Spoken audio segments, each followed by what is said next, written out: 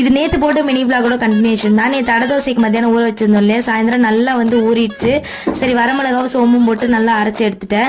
இந்த காசு இல்லாதனால கடவுள் நம்மளை சோதிப்பாரு அப்படின்றது ரொம்ப ரொம்ப உண்மைதான் போல. இந்த மாசம் பயங்கர டைட்டு. அப்பதான் இந்த போன் வேற உடையுது, இந்த மிக்சி வேற நேற்று மக்கர் பண்ண ஆரம்பிச்சிருச்சு. ஏற்கனவே ரிப்பேர் ஆனதான் மோட்டர் எல்லாம் மாத்தி யூஸ் பண்ணிக்கிட்டு இருந்தோம்.